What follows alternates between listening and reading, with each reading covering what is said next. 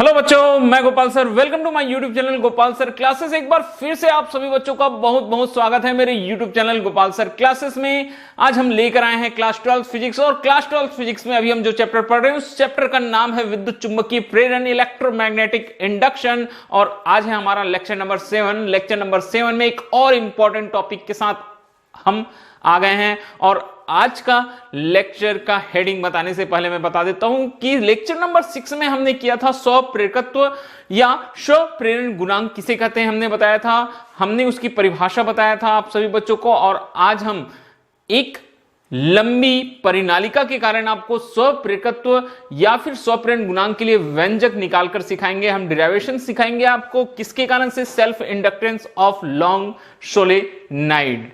तो चलिए क्लास के लिए रेडी हो जाएंगे। और क्लास स्टार्ट करने से पहले फिर से आप सभी बच्चों से एक रिक्वेस्ट है, अगर आपने अभी तक जो चैनल है हमारा YouTube channel Gopal sir classes subscribe नहीं किया होगा तो प्लीज पहले चैनल सब्सक्राइब करेंगे, ताकि आपको और भी वीडियोस बोर्ड एग्जाम 2021 को लेकर जो हम बनाने वाले हैं वो सारे के सारे वीडियोस टाइम टू टाइम मिलते जाएंगे। तो जल्दी से जल्दी चैनल सब्सक्राइब कीजिए। नीचे बेल आइकन का बटन है, वो बेल आइकन बता दी आप प्रेस करके रखिए, ताकि सारे के सारे नोटिफिकेशन आपको मिलते रहें। तो चलिए आज का क्लास स्टार्ट करते हैं। देखिए ये जो व्यंजक है वो बोर्ड एग्जाम में अक्सर पूछा गया है, बहुत ज्यादा इंपॉर्टेंट क्वेश्चन है बेटा। 5 मार्क्स के क्वेश्चन में ये आपको एग्जाम में मिल सकता है। एक लंबी परिनालिका का स्वप्रेरकत्व ज्ञात करना, self inductance of long solenoid. तो इंपॉर्टेंट क्वेश्चन है, तो ध्यान से देखेंगे, शुरू से लेकर अंत तक क्लास अटेंड करेंगे, आपको समझ में आ जाएगा कि किस तरह से निकालते हैं। बहुत ही छोटा क्लास होने वाला है, मैं केवल यही टॉपिक आज की क्लास में लेकर चलने वाला हूं। एक लंबी परिनालिका का क्या निकालना है हमको, स्वप्रेरकत्व। तो चलिए हम सबसे पहले एक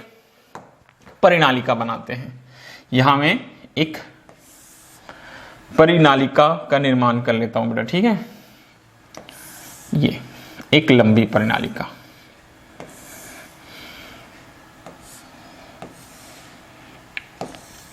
ये हमने एक लंबी परिनालिका बना लिया बेटा, ठीक है।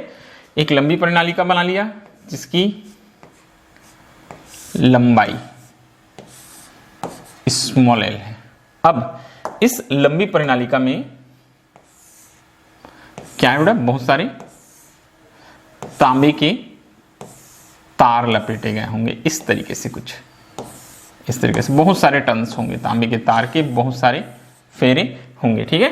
कोई एक तार मैं इधर निकाल देता हूं, एक तार इधर निकाल देता हूं, यहां से करंट फ्लो होती आई वापस आएगी इस डायरेक्शन में, ठीक है। तीर का निशान आपको देना है, आप तीर का निशान दे दीजिए। ये इस तरीके से आप बता सकते हैं कि करंट फ्लो हो रही है, ठीक है। तो करंट क्या फ्लो हो रही है, आई। तो देखिए बहुत ही सिंपल सा डायग्राम है बेटा। एक परिनालिका बना ली हमने, लंबी परिनालिका है, लंबाई कितनी बेटा, स्मॉल एल है, ठीक है। करंट कितनी फ्लो हो रही है, आई करंट फ्लो हो रही है। और यहां हम बता देते हैं बेटा इसके अनुप्रस्थ काट का क्षेत्रफल, ये जो पार्ट दिखाई दे रहा है आपको, ठीक है, इसका क्रॉस सेक्शन जो एरिया दिखाई दे रहा है, इसके अनुप्रस्थ काट का क्षेत्रफल हम ले लेंगे स्मॉल ए। क्या ले लेंगे बेटा, स्मॉल ए ले लेते हैं, ठीक है। तो इतनी चीजें हमारे पास में क्लियर हो गई, ठीक है। अब ये जो नंबर ऑफ टर्न्स हैं ये भी हम मान के चलेंगे बेटा, फेरों की संख्या यहां हम लेकर चलेंगे फेरों की संख्या। फेरों की संख्या कितनी है, n है। फेरों की संख्या बराबर n, कुल फेरों की संख्या n। तो डायग्राम बहुत ही सिंपल है, आपको समझ में आ गया होगा। एक लंबी परिनालिका है जिसकी लंबाई स्मॉल एल है, बहुत सारे उसमें तांबे के तार लपेटे गए हैं। कितने हैं, तांबे के तारों की फेरों की संख्या n है। अनुप्रस्थ काट का क्षेत्रफल क्या है बेटा, a है। अब हम स्टार्ट यही करेंगे, चलिए स्टार्ट करते हैं क्वेश्चन। मान लो एक लंबी परिनालिका जिसकी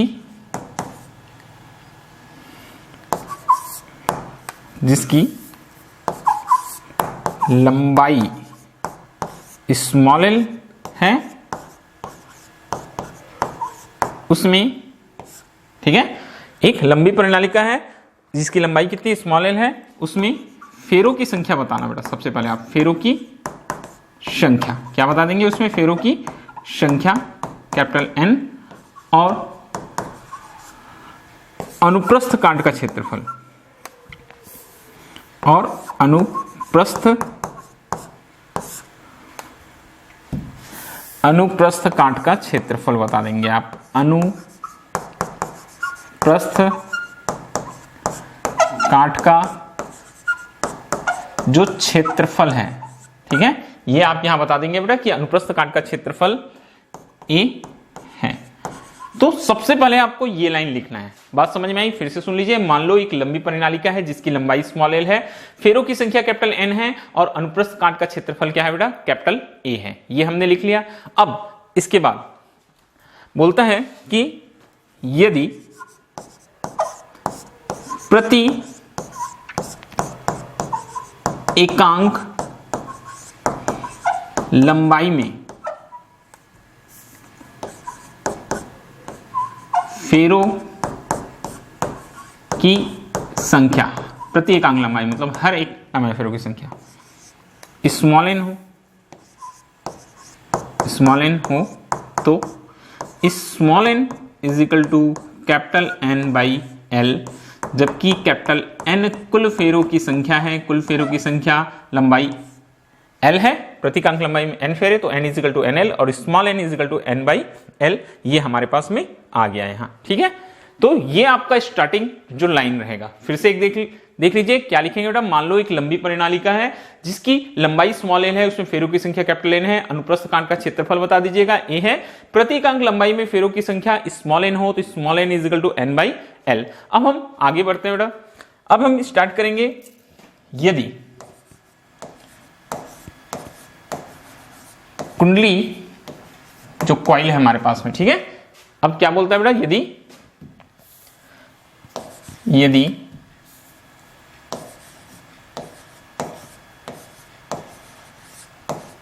कुंडली में I विद्युत धारा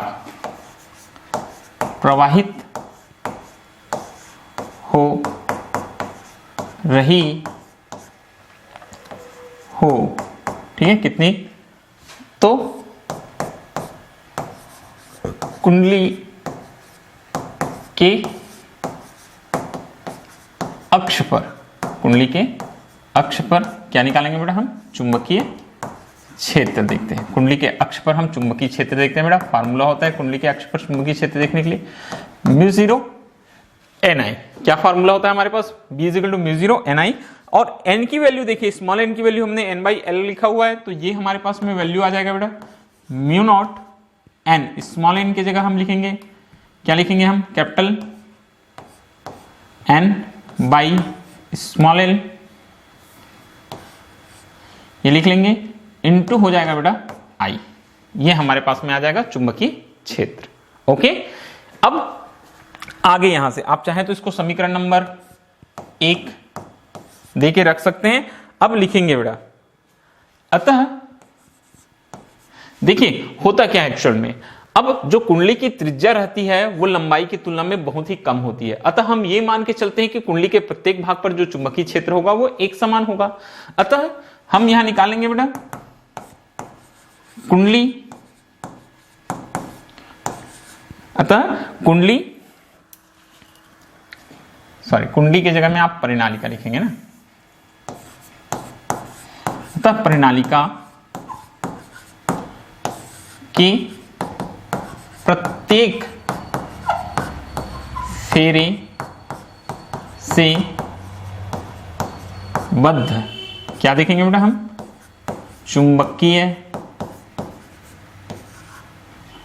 फ्लक्स, चुंबकीय फ्लक्स देखते हैं। तो चुंबकीय फ्लक्स मालूम है φb इज इक्वल टू, ठीक है, चुंबकीय फ्लक्स का φb इज इक्वल टू क्या फार्मूला यूज करते हैं हम? ba। क्या यूज करते हैं बेटा? ba। b का मान है हमारे पास, पुट कीजिएगा μ0 या μ0 Ni upon L into A। ये हमारे पास फार्मूला हो जाएगा। जबकि हमको मालूम है, क्या चीज मालूम है हमको? कि फ्लक्स जो बंधता होता है बेटा, या फिर आप सीधे सीधे लिख सकते हैं L इज इक्वल टू, ठीक है, L is equal to N five B upon I. कहां से आया? जबकि हमने पढ़ा था कि n फाइव बी इक्वल होता है एल आई। हमने पिछले लेक्चर में आपको बताया था, जब सौप रेखत्व आपको बताया या सौप ऋण गुणांक बताया कि n फाइव बी बराबर क्या होता है? एल आई होता है। तो L is equal to N five B upon I. Five B का मान यहां पुट कर देंगे बेटा। हमको एल चाहिए, हमको क्या चाहिए? एल चाहिए। तो एल इजिकल टू क्या हो जाएगा? ये एन फाइव बी की वैल्यू हो जाएगी हमारे पास में, क्या हो जाएगा बेटा? Mu zero N I upon L, और पूरे का अपॉन है, सॉरी पहले इनटू है ए और पूरे का अपॉन है बेटा आई। ठीक है, ये तो यहां देखिए सबसे पहले ये आई और ये आई क्या हो जाएगा बेटा? कैंसल हो जाएगा। क्या हो जाएगा? कैंसल होगा। और L is equal to mu zero N square A upon L हमारे पास में व्यंजक बच रहा है। तो ये व्यंजक आता है बेटा हमारे पास में किसके लिए? एक लंबी परिनालिका का स्वप्रेरकत्व। बहुत ही सिंपल सा तरीका होता है। एक हमने लंबी परिनालिका लिया है बेटा जिसकी लंबाई स्मॉल एल है, अनुप्रस्थ कांट का क्षेत्रफल ए है, फेरों की संख्या एन है। कितनी करंट फ्लो कराए? आई करंट फ्लो कराए। मालूम है आई करंट फ्लो कराएंगे तो उससे बद्ध चुंबकीय फ्लक्स में क्या होगा? परिवर्तन होगा, और वहीं से हमको मिल जाएगा स्वप्रेरकत्व का मान। हमने सबसे पहले वही चीज लिखा कि एक परिनालिका है जिसकी लंबाई एल है, अनुप्रस्थ कांट का क्षेत्रफल ए है, फेरों की संख्या एन है, और प्रति इकांक लंबाई में फेरों की संख्या कोई स्मॉल एन लेना। ठीक है, तो small N is equal to N by L आ जाएगा। कहां से आता है एन बाई एल? कुल फेरों की संख्या N is equal to N L. तो एक लंबाई में फेरों की संख्या N is equal to N by L, ये प्रति इकांक लंबाई में फेरों की संख्या। फिर कुंडली में आई विद्युत धारा प्रवाहित हो रही है, तो कुंडली के अक्ष पर हम चुंबकीय क्षेत्र निकाल लेते हैं। B is equal to mu zero N I. क्या निकल आएगा बेटा? B is equal to mu zero N I, और mu zero N I small N की वैल्यू पुट कर दिए mu zero N by L into I. अतः परिनालिका के प्रत्येक फेरे से बद्ध चुंबकीय फ्लक्स का फाइव बी इजिकल टू आ गया बेटा B A is equal to mu zero N I upon L into A. L is equal to हमने क्या किया? यहां वैल्यू फॉर्मूला लगाया N five B upon I, जबकि N five B is equal to क्या होता है बेटा हमारे पास में? एल आई होता है। हमने पिछले लेक्चर में देखा हुआ है ये फॉर्मूला। अगर आपने पिछला लेक्चर अटेंड नहीं किया होगा तो पहले लास्ट लेक्चर आप देख लीजिए। ठीक है, अब इसके बाद में एल इजिकल टू एन, हमने फाइव बी की वैल्यू पुट कर दिया mu zero N I upon L into A upon I. तो आई और आई कैंसिल हो गया, mu zero N square A upon L, ये हमारे पास में व्यंजक आ गया। अब आगे थोड़ा सा बोलता है बेटा, अब यदि जो कुंडली है, ठीक है, जो कुंडली है, या बोल सकते हैं बेटा जो परिनालिका है, कुंडली की जगह आप परिनालिका ही यूज करेंगे। यदि परिनालिका बोलते हैं म्यू आर, ठीक है, परिनालिका म्यू आर आपेक्षिक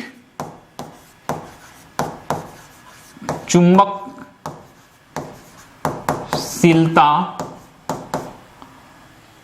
वाले नर्म लोहे के क्रोड पर लिपटी हो, बोलता है नर्म लोहे के क्रोड पर लिपटी हो। तो जो फार्मूला आ रहा है हमारे पास L इजिकल टू, वहां क्या करेंगे बेटा? हम म्यू जीरो, हम म्यू आर को मल्टीप्लाई करेंगे N square A upon L, ये हमारे पास में नया फार्मूला बन जाएगा। ठीक है, म्यू आर, यदि परिनालिका बोलता है बेटा म्यू आर अपेक्षिक चुंबकशीलता वाले नर्म लोहे के क्रोड पर लिपटी हो, तो L is equal to mu zero mu R N square A upon L, ये हमारे पास फार्मूला हो जाता है। जबकि अब हमको मालूम है बेटा mu zero into mu R is equal to आपेक्षिक चुंबकशीलता की जगह ये क्या आ जाएगा बेटा हमारे पास में? म्यू आ जाएगा। क्या आ जाएगा बेटा हमारे पास में? ये म्यू आ जाएगा। ठीक है, ये म्यू आ जाएगा, और व्यंजक जो है L is equal to mu N square, mu N square A upon L, ये एक लंबी परिनालिका के स्वप्रेरकत्व के लिए व्यंजक बन गया हमारे पास में। ठीक है, तो इस तरीके से आप बहुत ही आसानी से एक लंबी परिनालिका के स्वप्रेरकत्व के लिए व्यंजक बना सकते हैं। देखिए शॉर्ट में रिवीजन, एक लंबी परिनालिका बना लेंगे जिसकी लंबाई L, अनुप्रस्थ काट का क्षेत्रफल A, फेरों की संख्या कैपिटल N, बहने वाली धारा I। मान लो लंबी परिनालिका जिसकी लंबाई स्मॉल l है, फेरों की संख्या n है, अनुप्रस्थ काट का क्षेत्रफल a है, ये लिखना पड़ेगा आपको। फिर बताना कि प्रत्येक अंक लंबाई में फेरों की संख्या स्मॉल n है, तो n is equal to n by l। सबसे पहला काम, चूंकि करंट फ्लो हो रही है, परिनालिका के अंदर चुंबकीय क्षेत्र उत्पन्न होगी, तो चुंबकीय क्षेत्र निकालना। फार्मूला आपको याद होना चाहिए बेटा, b इज इक्वल टू होता है म्यू जीरो एन आई, तो b is equal to mu zero, small n की जगह हमने कैपिटल n बाई l जो निकाला था वो पुट कर दिया, इंटू आई, समीकरण नंबर 1 हो गया। फिर इस कुंडली से या इस परिनालिका से बद्ध प्रत्येक फेरे का प्रत्येक फेरे से बद्ध चुंबकीय फ्लक्स का फाई बी ए फार्मूला होता है, बी हमने निकाल चुका है, तो mu zero N I L into A आ गया। एल इज इक्वल टू बेटा फार्मूला होता है N phi B upon I, कहां से आया, जबकि N phi B is equal to L I, तो हमने फाई बी की वैल्यू पुट कर दिया, तो फाई बी की वैल्यू पुट करने से क्या हुआ, आई और आई कैंसिल हो गया बेटा, जो बच गया वो L is equal to mu zero N square A upon L. बहुत सारे जगह ये भी फार्मूला लिखा हुआ दिखाई देता है, मगर आप थोड़ा सा आप आगे बढ़ेंगे बेटा और लिखेंगे, यदि परिनालिका म्यू और अपेक्षिक चुंबकशीलता वाले नर्म लोहे के क्रोड पर लिपटी हो, तो L is equal to mu zero into mu R N square A upon L, mu zero into mu R is equal to mu, क्या हो जाएगा बेटा, म्यू हो जाएगा, तो L is equal to mu N square A upon L. इस तरीके से आप लिख सकते हैं, ठीक है। अब एक और बहुत ही महत्वपूर्ण चीज जो एग्जाम्स में आपको पूछा जा सकता है, क्या पूछता है बेटा, कि परिनालिका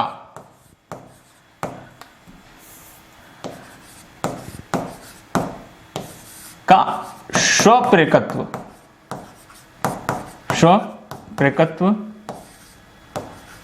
किन किन कारकों पर निर्भर करता है।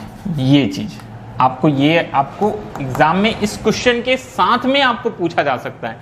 तो परिनालिका का जो स्वप्रेरकत्व होता है वो किन किन कारकों पर निर्भर करता है, तो सबसे पहला जो पॉइंट बनेगा बेटा, देखो कहां से आप पॉइंट्स बनाएंगे, आप सूत्र ले लेना, जो हमने परिनालिका का स्वप्रेरकत्व निकाला है उसका सूत्र ले लेंगे बेटा, एल इज इक्वल टू है हमारे पास में mu N square A upon L. तो यहीं से आपको मिलेगा, देखिए सबसे पहले चीज क्या दिखाई दे रही है, एल प्रोपोर्शनल है म्यू पर, एल प्रोपोर्शनल है किसके, म्यू के, तो आप बता सकते हैं किस पर निर्भर करती है, परिनालिका के क्रोड की किस पर, चुंबकशीलता पर, परिनालिका की क्रोड की चुंबकशीलता पर। और चूंकि प्रोपोर्शनल है, अगर परिनालिका की क्रोड की चुंबकशीलता अधिक होगी तो स्वप्रेरकत्व का मान भी क्या होगा बेटा, अधिक होगा। एक लाइन में आप लिख सकते हैं नीचे, अगर परिनालिका की क्रोड की चुंबकशीलता अधिक है तो परिनालिका का स्वप्रेरकत्व भी अधिक होगा। रीजन यही है कि दोनों एक दूसरे के कैसे बेटा, अनुक्रमानुपाती या समानुपाती हैं। फिर किस पर निर्भर करेगी, दूसरा number L proportional to N square, फेरों की संख्या पर। अगर फेरों की संख्या अधिक होगी तो परिनालिका का स्वप्रेरकत्व भी क्या होगा बेटा, अधिक होगा फेरों की संख्या पर। थर्ड पॉइंट आप बनाएंगे बेटा, एल प्रोपोर्शनल टू ए, किस पर, परिनालिका की अनुप्रस्थ काट के क्षेत्रफल, परिनालिका के अनुप्रस्थ काट के क्षेत्रफल, या आप लिख सकते हैं बेटा क्षेत्रफल की जगह त्रिज्या पर।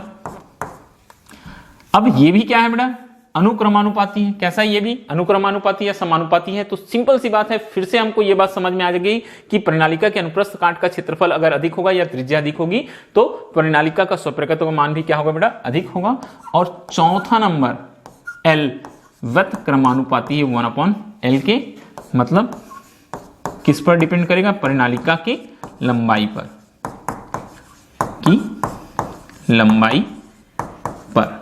तो क्या होगा, अब व्यतक्रमानुपाती है तो परिनालिका की लंबाई अगर कम होगी तो स्वप्रेरकत्व का मान अधिक होगा। तो ये 4 पॉइंट आपको भूलना नहीं है कि परिनालिका का स्वप्रेरकत्व किन किन बातों पर निर्भर करता है या किन किन कारकों पर निर्भर करता है, ये चीज आपको हमेशा पड़ेगा, या फिर ऐसा पूछ सकता है कि जो लंबी प्रणालिका है उसका स्वप्रकत्व